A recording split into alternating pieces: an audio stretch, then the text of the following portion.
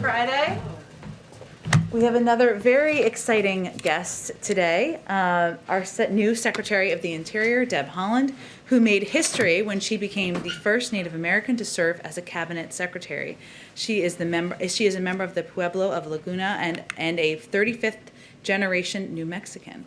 Secretary Haaland has worn many hats throughout her career. She ran a small business, served as a tribal administrator, and became the first woman elected to the Laguna Development Corporation Board of Directors, overseeing the business operations of the second largest tribal gaming enterprise in New Mexico. She also became the first Native American woman to be elected to lead a state party.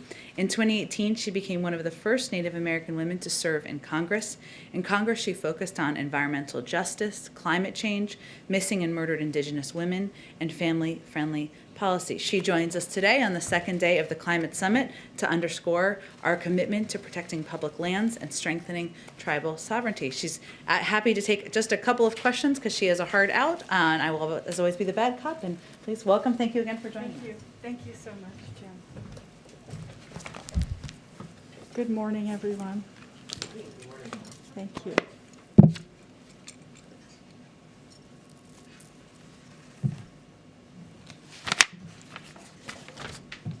Thank you so much, and thank you, Jen, for inviting me to be here today. I want to start off by wishing everyone a happy National Park Week.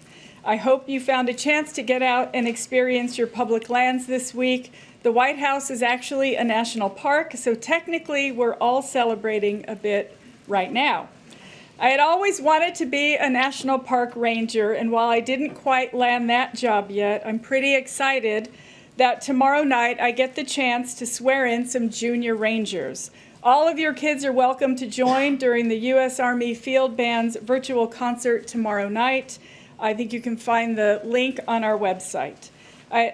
I was happy also to celebrate this morning with the second gentleman. We announced 16 new listings to the Underground Railroad Network to Freedom Program. Our park system is our nation's storyteller, and I'm eager to ensure that these national treasures help tell a more inclusive and accurate story of our nation. This week has brought significant news on climate action and on issues impacting tribal communities. And so I'm honored and grateful to have the opportunity to speak with you and take your questions today. We have no shortage of work ahead.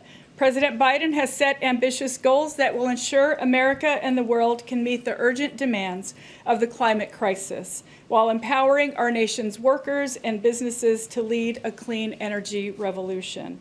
I believe that a clean energy future is within our grasp in the United States, but it will take all of us and the best available science to make it happen.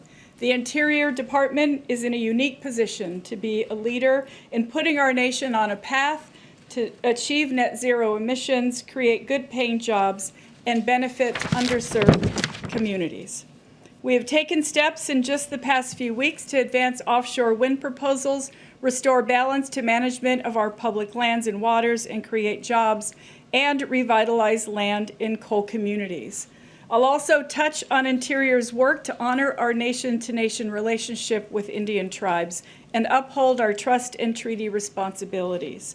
I believe, just as President Biden does, that we must engage tribal nations with an all-of-government approach, and one need look no further than the First Lady's visit to the Navajo Nation to speak and hear from tribal leaders and Indigenous people. For too long, Indian issues were relegated to the tribal offices within federal agencies. If we're going to make sure that Native American and Alaska Native communities thrive, that tribal sovereignty is respected and strengthened, and if we are truly to repair our nation-to-nation relationships, then that means every federal agency needs to be thinking boldly about our obligations to Indigenous peoples. The significance of being the first Native American to serve in the cabinet is not lost on me. As I stand here today at this podium, I am moved by how monumental this week alone has been for Indigenous representation. On Monday, I delivered remarks on behalf of the U.S. government at the UN Permanent Forum on Indigenous Issues, where I affirmed our commitment to advancing Indigenous peoples' rights at home and abroad. I talked about how we're putting the full weight of our federal government behind a cross-departmental missing and murdered unit to address the crisis in Indian country. Yesterday, I announced that Interior is moving forward to implement the Not Invisible Act, establishing a joint commission led by Interior and the Department of Justice on reducing violent crime against Indigenous peoples. And later today, Domestic Policy Advisor, Ambassador Susan Rice, and I will convene the first White House Council on Native American Affairs meeting of the Biden-Harris administration. We're wasting no time. We have an ambitious agenda, and so I'm ready to roll up my sleeves and get to work across the cabinet in identifying and supporting tribal equities in the administration's core policy pillars. Last, I come from a family that farms, ranches, and hunts. I've grown up in rural and agricultural communities, and I know what it's like to live in a community that's been left behind. These experiences underscore why I believe so deeply in the work that we do at the Interior Department, and why I know that we can and will make a difference in the everyday lives of families across this country. And with that, I'm happy to try and answer your question. Nancy, go ahead. Thank you, Secretary Haaland. Can you give us an update on the moratorium on fracking on federal lands, new contracts? Thank you so much. So the pause on new leases is still in effect until we finish a review that is due to the president. That means that the existing leases are still in effect. We are still issuing permits on those lands, and when we finish the review, it's an important review. We're talking to many people. We've had a gas and oil forum. We've talked to many folks across the country. When that review is done, then us and the president will decide next steps. And can you give us a little more details on how that review works, what exactly you're doing, and when you think it'll be concluded? So I can't say exactly when it will be concluded, but as I mentioned, we've had a gas and oil forum already. That was virtual. The department folks are talking to governors, to legislators, to folks on the ground. We're talking to it's mostly like getting everyone's input. We want to make sure that every voice has a seat at the table, and it's really that, as well as using the science. And that's how we'll do the review, and it'll go to the president. Go ahead. We've heard Republicans in Utah talk about their preference for legislation to expand the size of bear reserves instead of executive action. Do you think there's room for bipartisan work there, or are we probably looking at executive action from this administration? Well, I met with those legislators when I was in Utah, the governor, the lieutenant governor, my former colleagues from the House. Legislators legislate, and I think they should move ahead with legislation if that's what they want to do. We will get the report done for the president and send it to the White House, and it will really be the president's decision. The Antiquities Act is a presidential, it's all him. He can decide.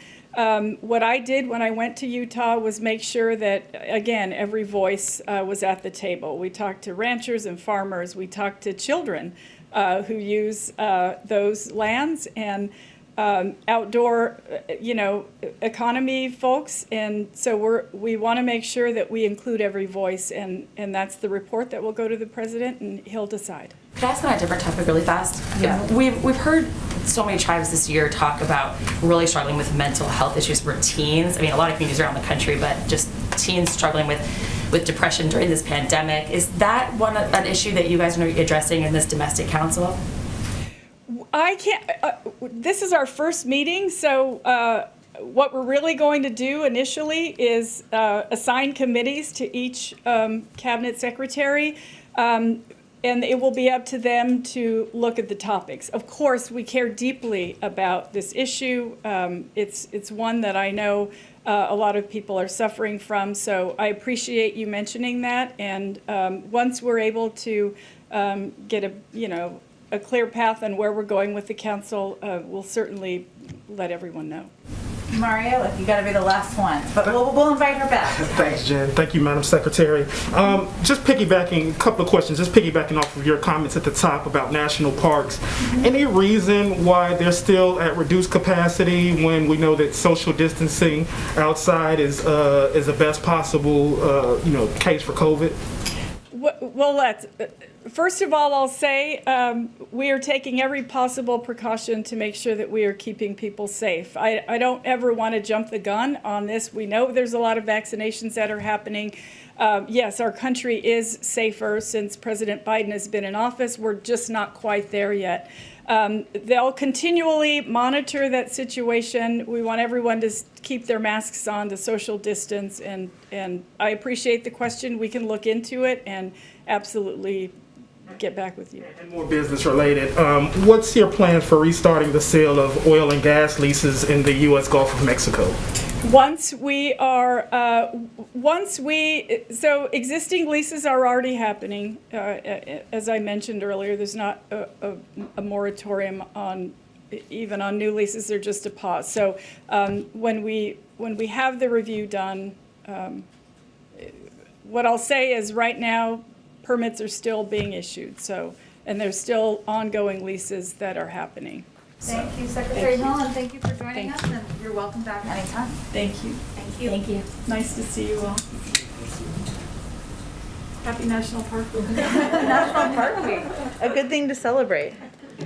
Okay, a couple of other items for all of you at the top.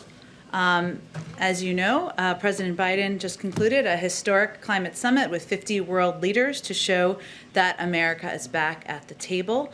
On the first day, he upped the ante, announcing that the United States will target reducing emissions by 50 to 52% by 2030 compared to 2005 levels. He underscored America's commitment to leading a clean energy revolution and creating good-paying union jobs.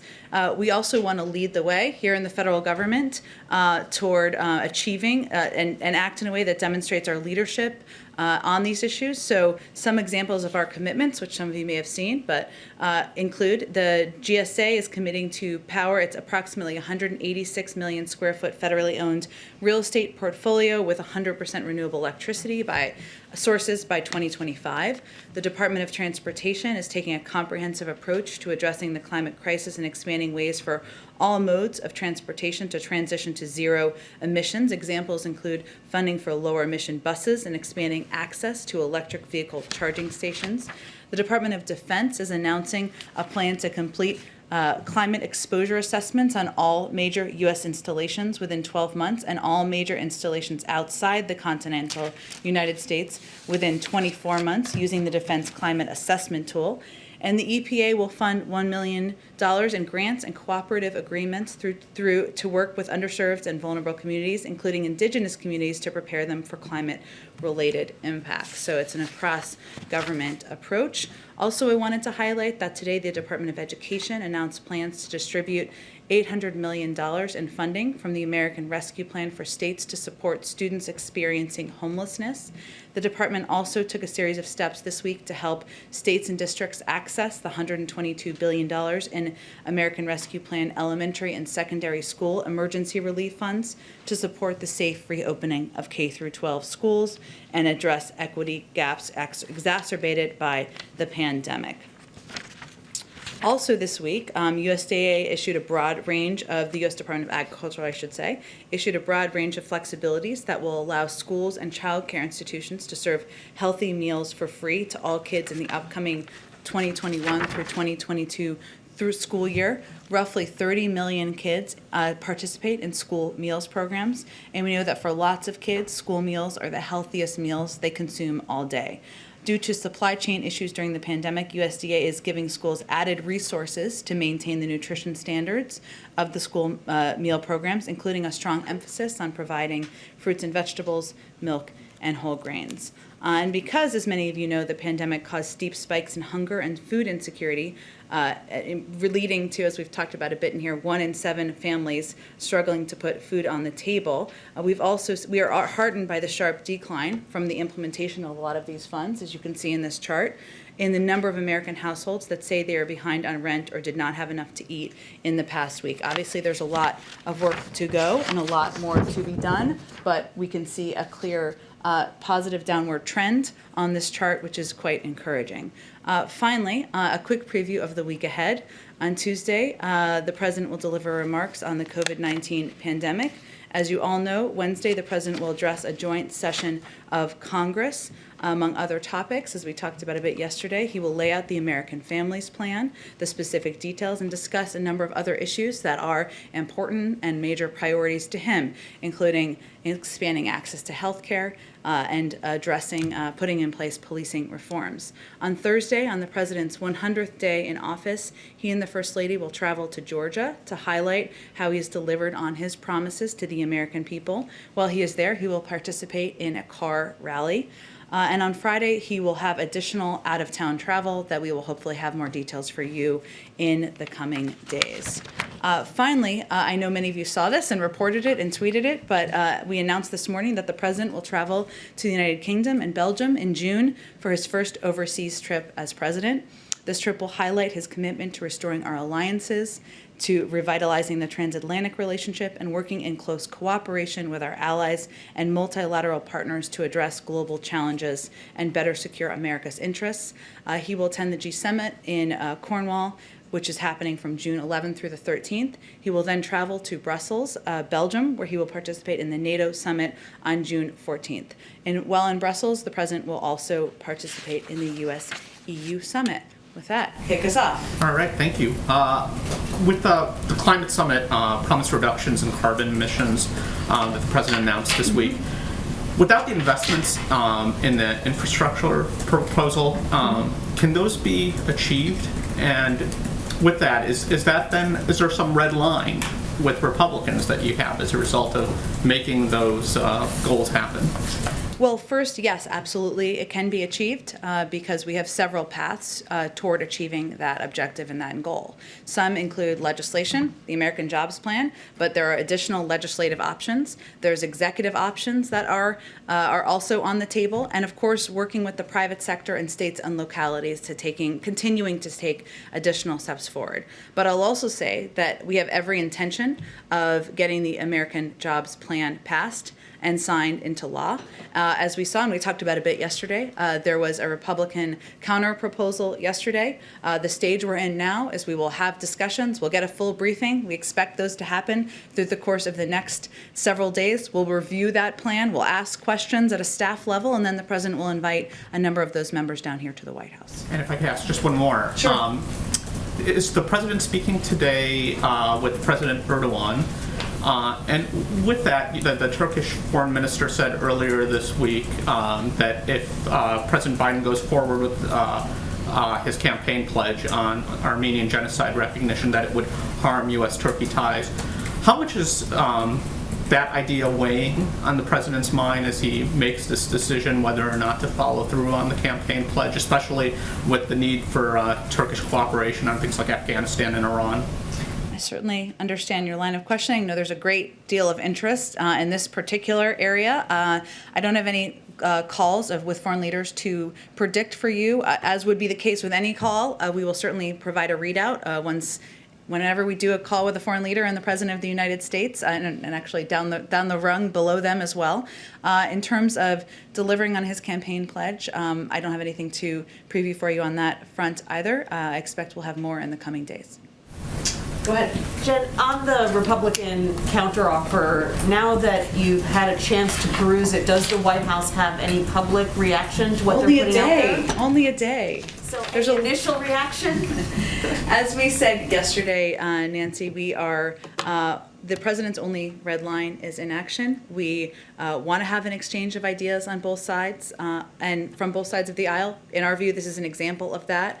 We're reviewing the details of the proposal. We're starting to have conversations at the staff level today. We expect those to proceed through the course of next week. We'll ask questions. We'll exchange additional ideas. But our view, this is a good start, and we look forward to having the conversation moving forward. But it sounds like you have a bit of a different posture on this counteroffer than you did to their counteroffer to the American Rescue Plan. That's true. We do. The American Rescue Plan was a plan and a proposal that was meeting what we felt was a crisis situation, which was getting the pandemic under control, putting millions of Americans back to work. The president felt, as he said many times, as I said many times, there was an urgency in moving that forward, and there was less flexibility because he felt the size of that package needed to meet the moment. We are quite open to the mechanisms of how his ideas can move forward. It can be in a number of different proposals. It can be worked through negotiating between members of Democrats and Republicans. There are a lot of ideas, including the Frontiers bill that Senator Schumer has put forward, where we feel there's an opportunity to move forward in a bipartisan manner, and there's some overlap with what's been proposed in the American Jobs Plan. So we do see it as different. We do think the process will be different. There's more time to move forward. There's more time to discuss and negotiate, and we'll take advantage of that time available. Got it.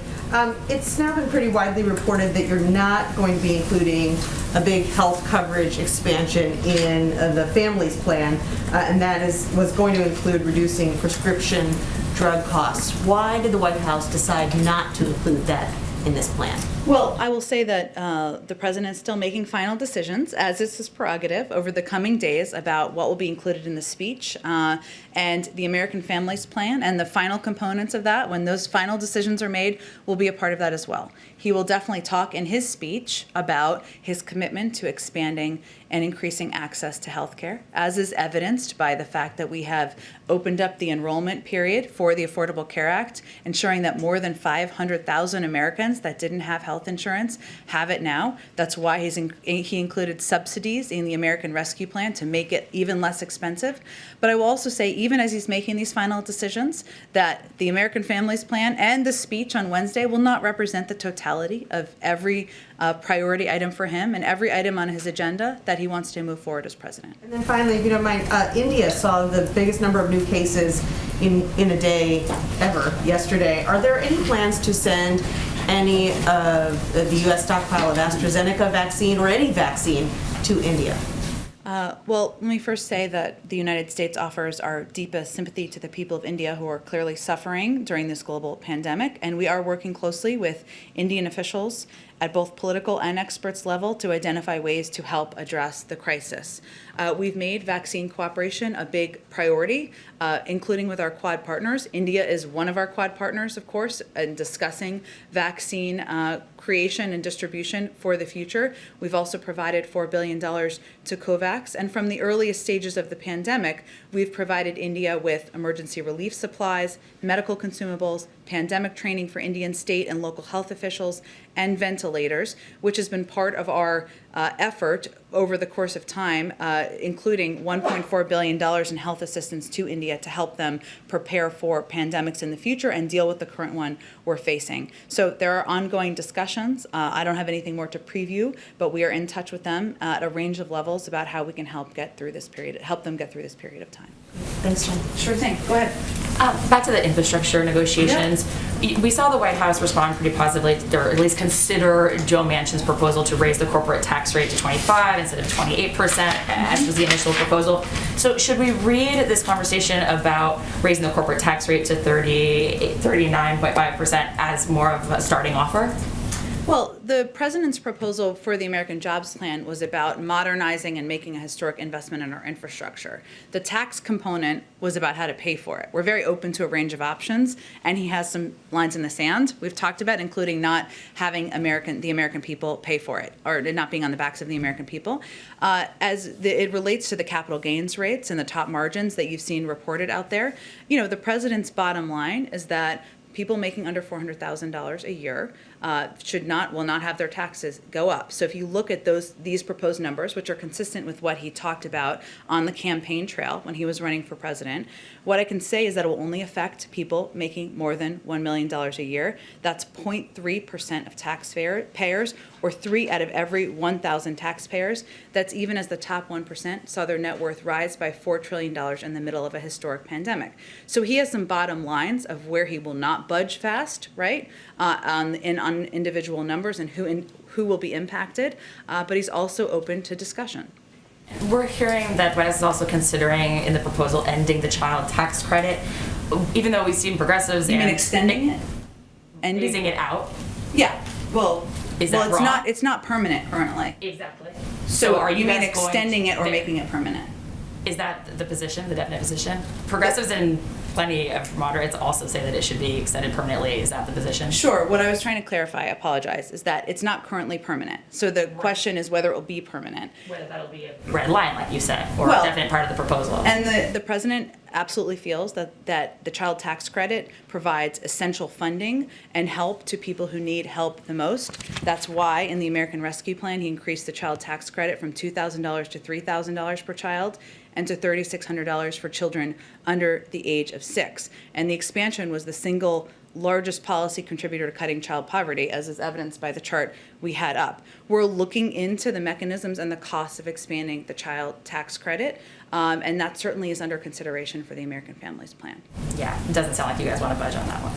I think you're confusing though. It's current, and I don't mean it's not currently permanent. So we're talking about how long Just will be reporting over. extended. Right. And so what I'm saying is that we are quite open. We think this child tax credit is valuable. It has a huge impact on lowering poverty, reducing the level of poverty in our country. It helps women get back into the workforce. What we're determining is what we can do, and there's a cost of it. It's about $1 billion a year for every year. And so we have to figure out how to pay for it, and this is all part of the discussion. Can I ask a question about Johnson & Johnson really fast? Sure. We've seen so many of the FEMA mobile clinics rely on the J&J shot, obviously because you don't have to keep it so cold and it's one shot. FEMA confirmed that only 9 of its mobile clinics were still operational during this last week with the pause. So is just how hard it is to get the Moderna and Pfizer shots in those mobile clinics part of the slowing rate of vaccinations that we're seeing? I'm happy to check and see if that's a factor. What I understand the biggest factor is, though, is that we're now at a point where we have reached, just 2 weeks ago, only 43, it's still a significant percent of adults 2 weeks ago were vaccinated, had received their first dose. Now it's 52%. Just 2 weeks ago, only 66 million people had been fully vaccinated. Now it's over 90 million. So we're kind of getting to this point, as I think Jeff Zients touched on this morning, where we are entering a new phase where it is more challenging. We have less of a supply issue. We have more of it's incumbent upon us to reach people and meet them where they are. So that's the bigger challenge in terms of the numbers at this point in time. In terms of the difficulty, I think you're asking about Moderna and Pfizer and how that impacts getting into mobile units. Yeah. The temperature. Mobile clinics weren't really set up to be doing Moderna shots. I'll have to check with our COVID team on how they see that as an impact. And obviously, we are continuing to adjust the way and the means at which we're getting into communities. And, we make adjustments based on what we think is the most effective. Obviously, the massive increase in pharmacies is a reflection of that. Reduction in some of the vaccination sites. We also make evaluations by where it is most impactful to invest. And some of what we've been doing lately has been increasing our investment in community health centers, in primary care physicians, obviously in pharmacies, but I will check with our team and see if that's a factor. Go ahead. Thank you, Jen. With the president's first trip abroad in June, that's going to be the first time a president has actually traveled internationally since the start of the pandemic. And I'm wondering if by the time he leaves to go on that trip in June, is he going to lift travel restrictions to Europe as well? I can't make a prediction of that. That is based on the health and recommendations, the advice and recommendations of our health and medical team, and I don't have anything to predict on that front. Have there been conversations about that, given he is going to be traveling internationally, about whether it can be a period where everyday Americans also start resuming that kind of a travel? Well, I would say I think most Americans would see it as slightly different from the President of the United States. I'm not suggesting you're saying otherwise, but as the President of the United States making a diplomatic trip abiding by COVID protocols and flying on Air Force One than whether it is safe for mass numbers to fly internationally. Obviously, everybody wants that to be reopened. Europeans, we do, American people who would like to travel, but those conversations are really happening between health and medical experts, and will they make an evaluation based on what they think is safe for the American public.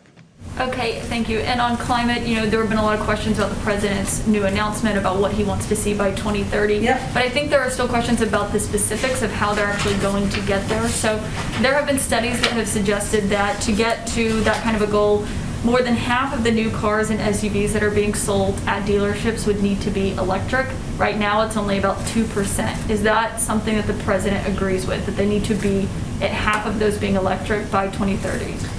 That's not a goal that's not a number or a goal that he set, because he feels that there are a number of ways to get there. And that I saw that reporting as well. That's an example of a way to get there. But there are additional ways, including that impact a lot of sectors, from electricity, transportation, buildings, industry, and lands. Our view is there are a lot of pathways to get to reach this goal. Some of it will be done through legislation, through laws that will be put in place.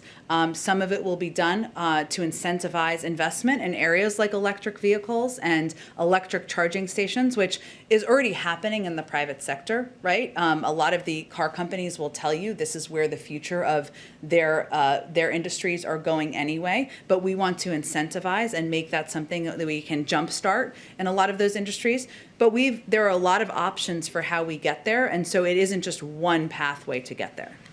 Okay, well, I've got one more question. On this emergent facility Yep. in Baltimore, Yep. that of course has been plagued with issues, it seems like, and now U.S. regulators have conducted a study and found that they did not follow proper manufacturing procedures, they had poorly trained staff, that resulted in the contamination of materials that of course ruined what could have amounted to millions of Johnson & Johnson doses.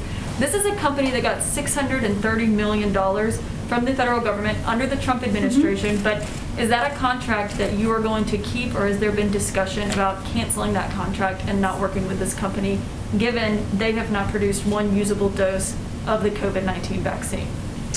Well, I think some of the AstraZeneca doses did come from there, but that have gone to other countries. But I will say that we believe The United for the States U.S. is Fair, paying for the U.S. $630 million? For the U.S.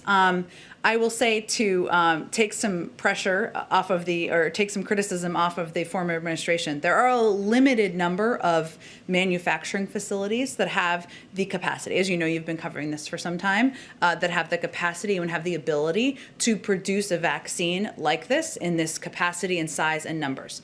There's no question, hence they haven't been approved by the FDA for manufacturing, that Emergent has not met those bars and over time has not met those bars. In terms of future contracts, I don't have anything to predict on that front, but we'll continue to look for the FDA to give for it to meet the FDA's bar before we are providing vaccines from there to the American people. So you're still going down that path for this facility to get approved by the FDA despite the number of issues that they've had? Well, again, they have to make changes. Obviously, the FDA is working closely with them, and if they make those changes and they meet the FDA's bar, that's a different story. We'll see what happens.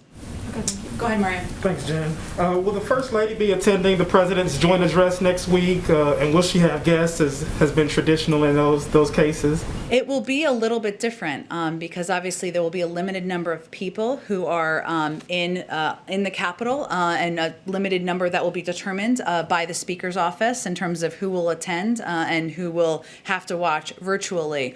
Well, most of our staff, if not all of our staff, will be watching virtually. In terms of whether Dr. Biden will physically be there in person, I'll have to check on that, Mario. In terms of the box, there will not be the traditional box. We're determining how we can, of course, engage the public and ensure we highlight some of the incredible stories of people who have been helped by the president's policies and proposals, but it will not look like or feel like, in many ways, what past joint addresses have. For those that will be attending, is the President's preference that those people be vaccinated as well? This is all, I would send you to the Speaker's office, and they are determining attendance and requirements for those who are attending. And then a couple more questions. Any update on Neera Tanden's appointment to the administration at all? I don't have any update. The president remains interested in and committed to finding her a position in the administration and taking advantage of all of her talents. Last question. Has the president spoken to the families of either Dante Wright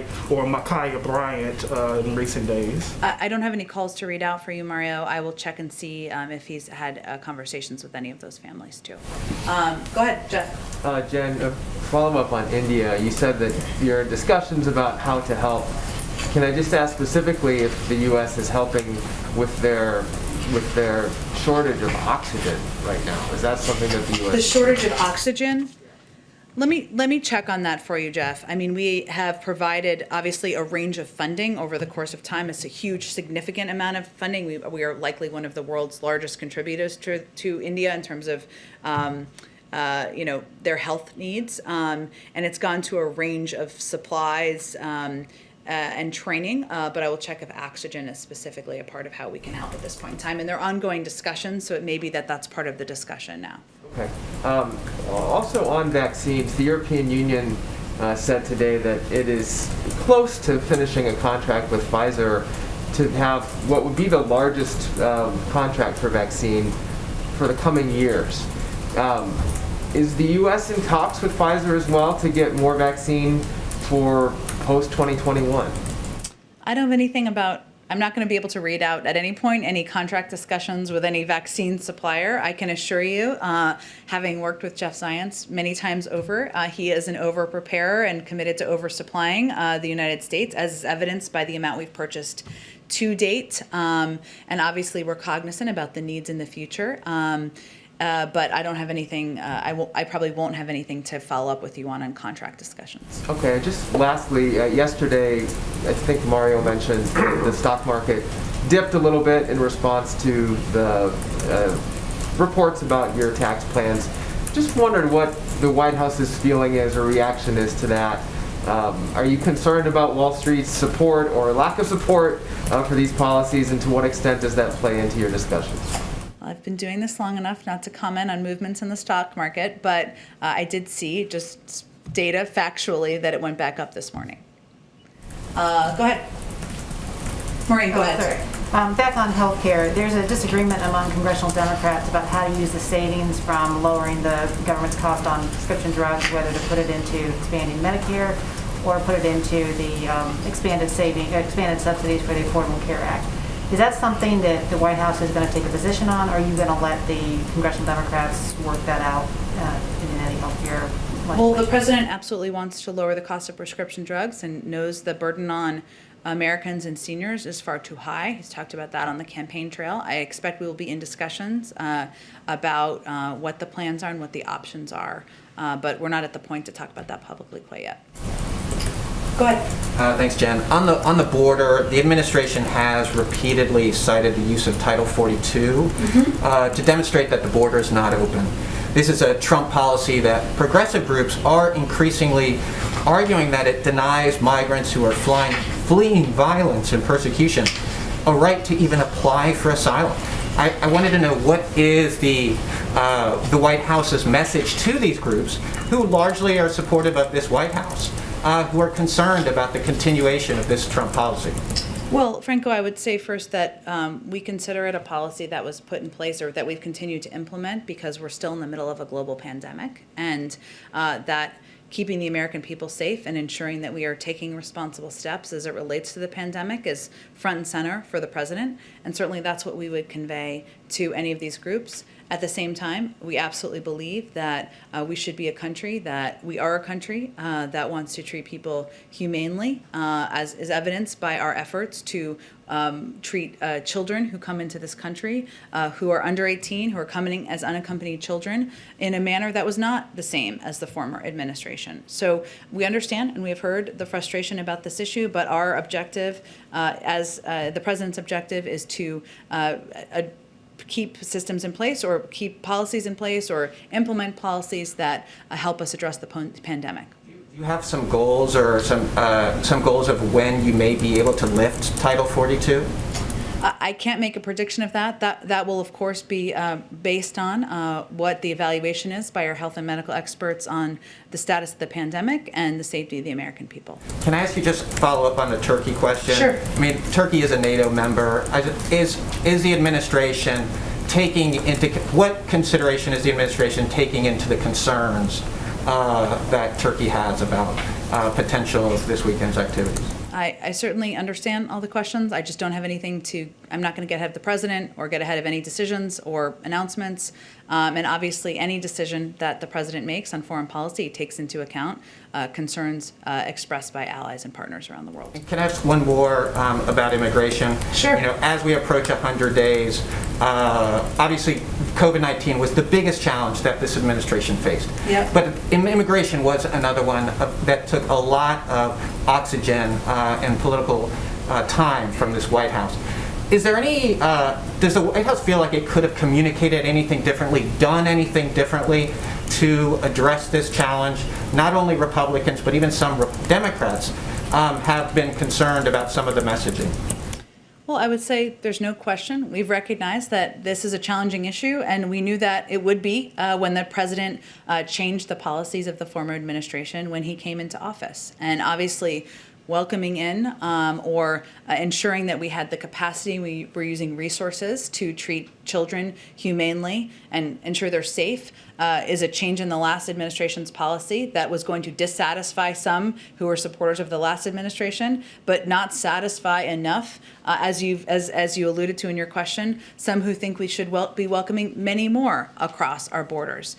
So it certainly is an issue. As you know, you've covered this quite closely, where we recognize we were never going to satisfy everyone. And what the president's objective has been is to focus on the unaccompanied children, those who had been ripped from their parents' arms, those who were being asked to take a treacherous journey back, ensure we could take steps there. He also wants to push for comprehensive immigration reform, providing a pathway to citizenship, ensuring we're investing and addressing the root causes in these countries. That's something he announced on day one of his presidency. So we are well aware, and there was some reporting this morning that this was an issue that some supporters of the former president and some Republicans in Congress apparently are licking their chops about how to make children a political issue. We don't see it that way. And we felt this was the moral right step to take. And we're going to keep working with immigration advocates, with groups out there to get this bill passed, to get the Dreamers legislation passed. That continues to be a big objective for the president. Go ahead. Thanks, Jen. Is the president aware of the shooting death of Andrew Brown, a black man from Elizabeth City, North Carolina? And does he believe that body camera footage from the police officers involved in the incident should be released? He is aware of it. I've not talked to him about his particular view on that, and I believe he'd likely leave that up to law enforcement and others to work out. Does the White House have a comment on that particular incident as well? Obviously, the loss of life is a tragedy, and obviously we're thinking of the family members and the community who have lost a loved one. There'll be an investigation into this shooting or into this death, and we will look for the outcome of that. Okay, on infrastructure, you had noted that the president will travel next week to Georgia immediately after his joint address, I guess is what we're calling it this year, his joint address to Congress. Always the joint address in the first year of a presidency. A little history note, yeah. After his joint address, do you have any other travel that you can preview for us? Even if it's just to say how frequently you expect the president and the vice president to be traveling to sell this infrastructure package, especially now that all adult Americans are eligible for the vaccine. Well, again, the president will travel on Thursday as well as Friday. I expect he'll have some additional travel in the weeks ahead of that. You can also anticipate the vice president, the first lady, the second gentleman will be out traveling in the weeks after the joint address. Certainly, they'll be talking about the jobs plan as well as the American Families Plan that the president will lay out in detail at his joint address. But I don't have a prediction in terms of how many days a week. It really depends. We plan week by week and what is needed and where we balance, of course, with needs at the White House. And 2 quick questions about Republicans. You also had said that the president would be meeting with bipartisan groups of lawmakers to talk about his infrastructure package after that. Do you have any Republican senators that the president plans to meet? Maybe a summit that he plans to have? Aside from the meetings he had last week? Moving forward, he's about to release his second infrastructure package. It's not an infrastructure package. It's a families plan focused on childcare and helping ease the burden on families. So American Families Plan. I expect he will, of course, probably invite in bipartisan members as a continuing conversation about the counter proposal on the American Jobs Plan, and certainly anticipate he'll have more members of Congress in a bipartisan manner in future weeks. Next week, you kind of have a sense of what the week looks like, right? I mean, he's going to be preparing for the joint address. He'll make some remarks. He's going to travel 2 days, so you can anticipate it would be after that. The context of the question is that there are Republican senators such as Marco Rubio or Mike Lee who have said in the past that they are supportive of things like the child tax credit and maybe even extending it, but they don't want to see things that they, in their view, see as welfare assistance or permanent entitlements such as, you know, a federal paid leave law or a child tax credit extension. So does the White House see some sort of bridge that they can, how does the White House think that they can bridge that divide between the Republicans who are supportive of this generally, but don't want to see permanent entitlements in their view? Well, I would say first, in someone you didn't mention, Senator Romney has also proposed his own child tax credit plan. And you mentioned a couple of others who have spoken in support of extensions of the child tax credit in different versions. We see that as an opportunity to discuss, an opportunity to seek bipartisan support on a tax credit that we think would be beneficial to families across the country, children, getting women back in the workforce. And so I expect the president will certainly have a range of conversations, and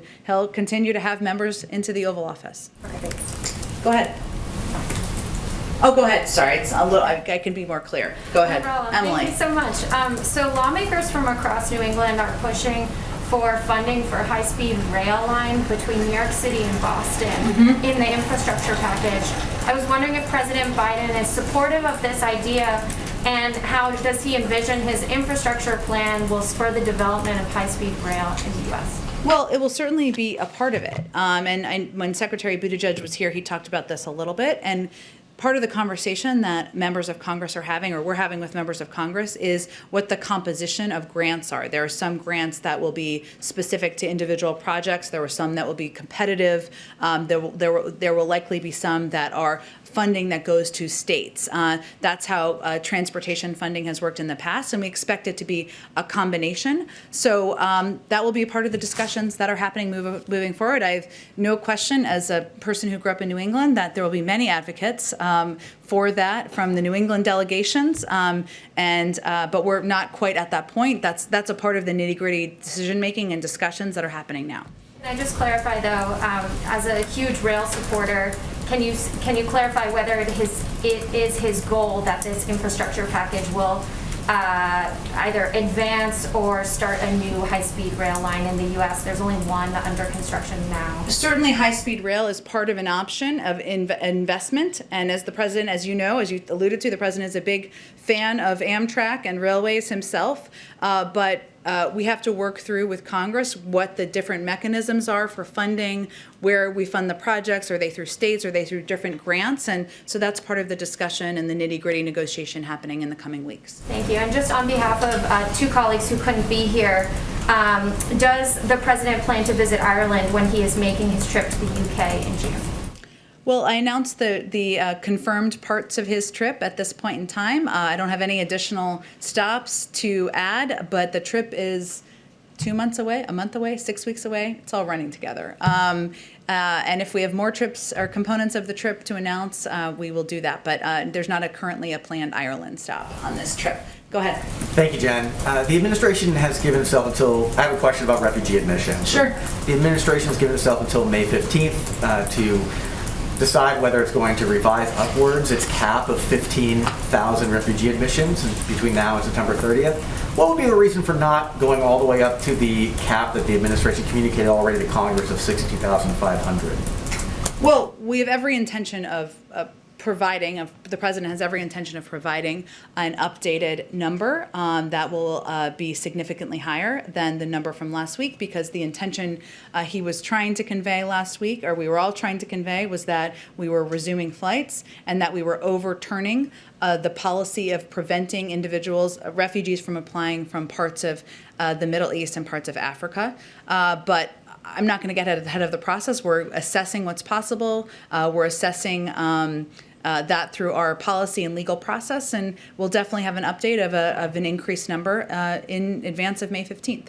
Given that that number, 62,500, was already communicated to Congress earlier this year and is a cap limit, it's not a commitment to bring in that many people, why not just go right up to that cap and that limit? What's the reason for not I going up? certainly will take that into consideration. You're right, and in that this cap is historically aspirational.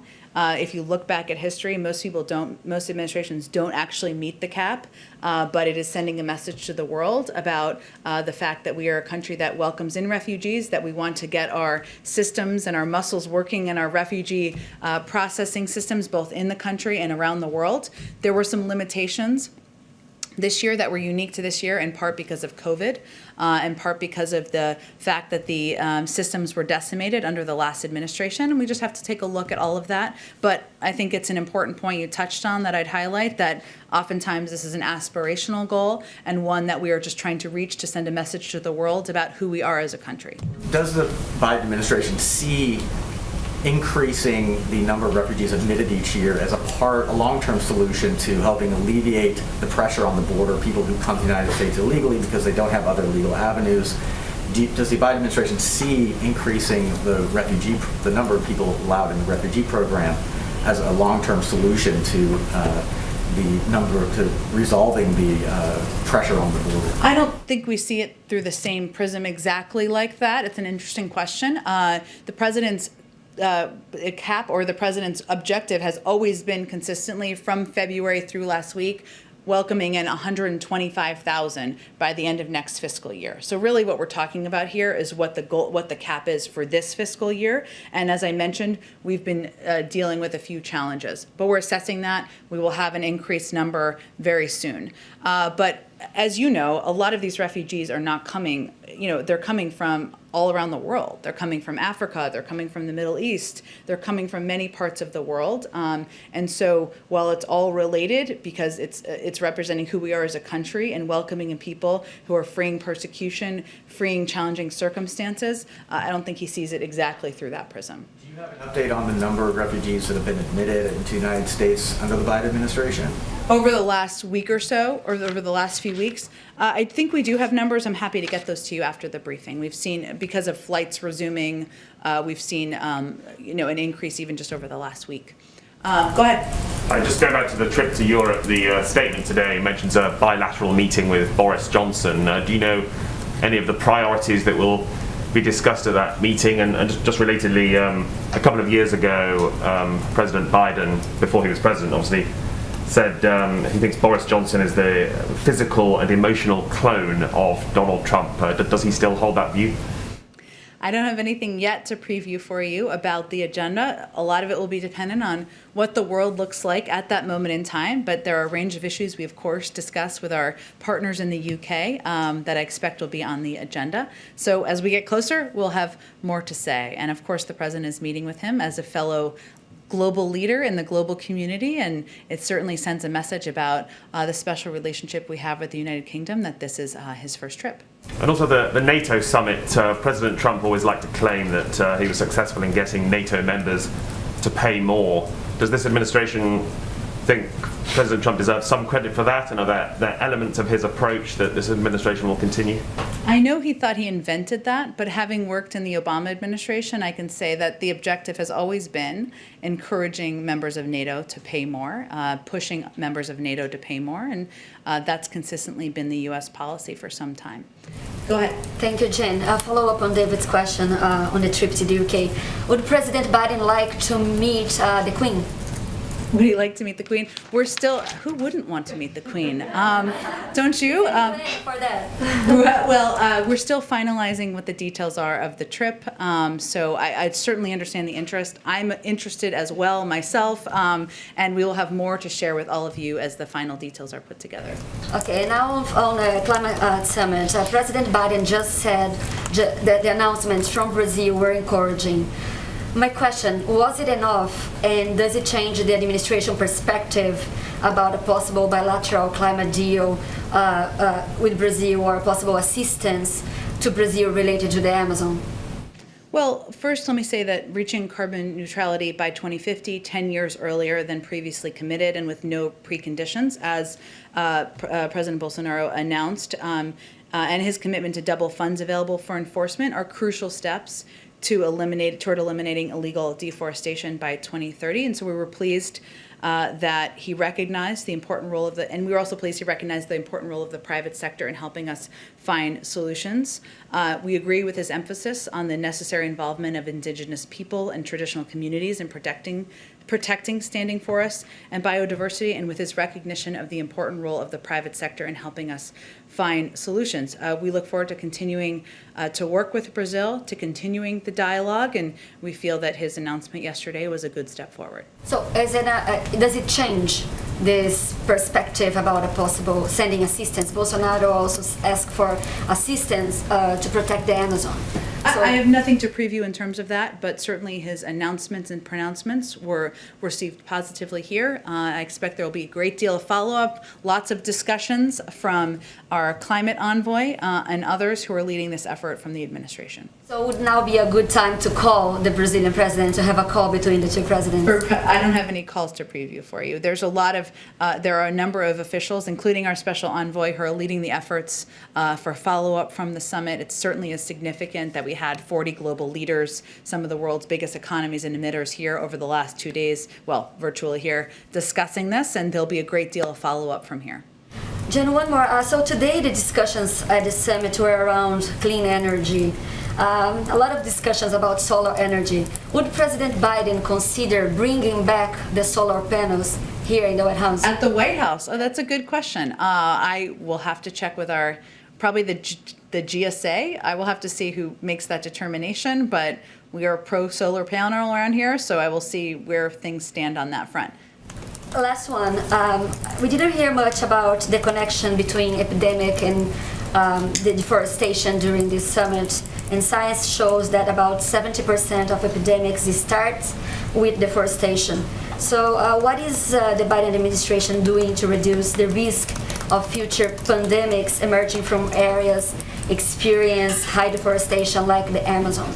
Well, certainly addressing deforestation is not just a climate issue. It's a big climate issue. It's also a health issue. And, we are encouraged, again, by the announcements made by the president yesterday. And we will continue to work with a range of countries around the world and through international forum to ensure the world is preparing for preventing the next pandemic. There are discussions here in Washington about creating a global fund for this specific point. So would the White House support a global conservation fund to stop deforestation in order to prevent future pandemics? Again, there'll be ongoing discussions with the Brazilians, with many of the leaders who attended yesterday at the level of our climate envoy and others who are running point on this. And I'm certain there are a range of issues that will be brought up, but I don't have anything to get ahead of on that. Go ahead. Jen, does the president still plan to issue a statement on Armenian victims tomorrow? I don't have anything to predict. I expect he will have a statement, marking the day, but I don't have anything to confirm for you or predict about the content. And another question, the Israelis are sending a high-level delegation here to Washington next week to discuss the administration's efforts to rejoin the nuclear deal and also to stress their objection to that. How does the White House view this visit, and is it likely to change this administration's position in rejoining the nuclear deal? No, but I will say that, there are ongoing discussions, or negotiations, I should say, that are happening now. They're indirect, of course, on the potential for a diplomatic path forward on a nuclear deal. While we knew they would be challenging, we're encouraged that there are still conversations between all parties and that they're still happening. As it relates to Israel, we have kept them abreast as a key partner of these discussions or of our intentions, and we will continue to do that on any future visits. Okay. Oh, I have one question. Oh, hello.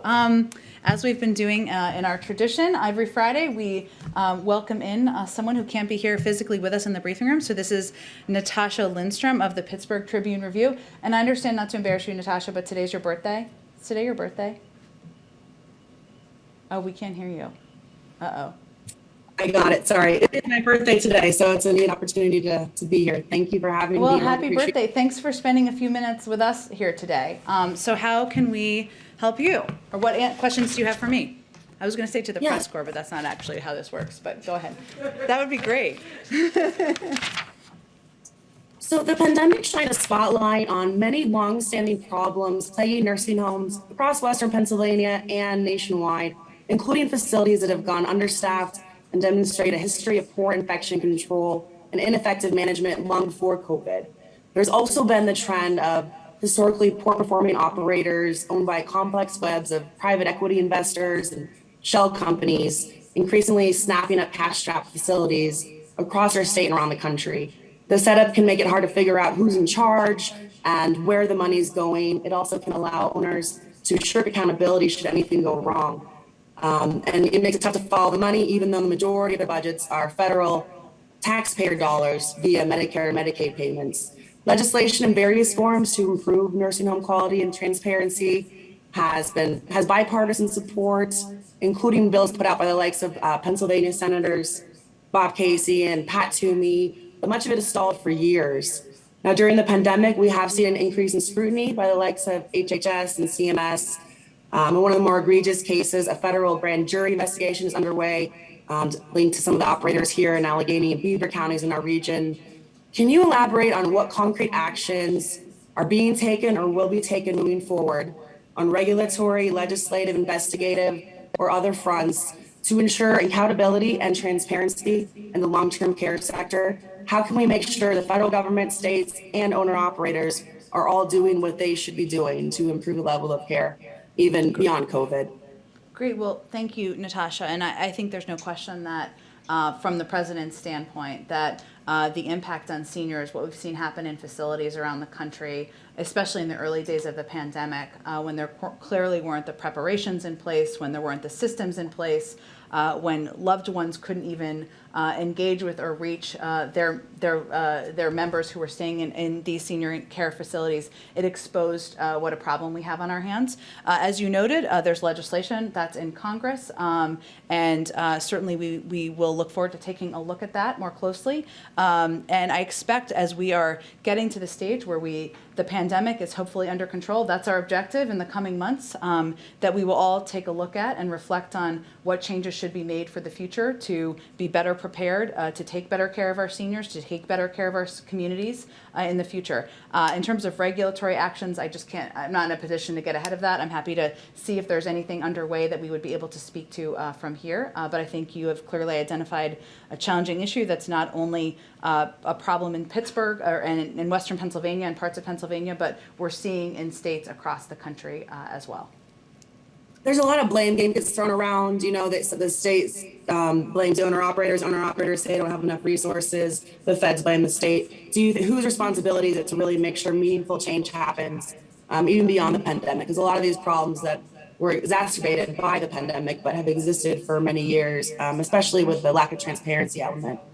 You're right. I mean, it's really both. It's not just one or the other. I mean, there are responsibilities that the state has because there's certain funding that goes to the state to deploy in a lot of these areas.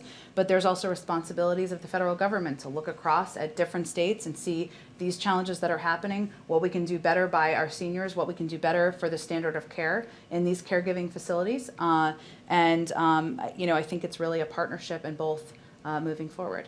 Well, thank you so much. Happy birthday. I hope you have a wonderful celebration this weekend, and thanks again for joining us. Great. Well, thank you, everyone. As I promised yesterday, I promised snacks. I did not bring them in here, but my mother-in-law made homemade chocolate chip cookies for you guys. So there's one for each of you in here. We will do it in a COVID-safe way. But thanks, everyone, and have a great weekend. Thank you.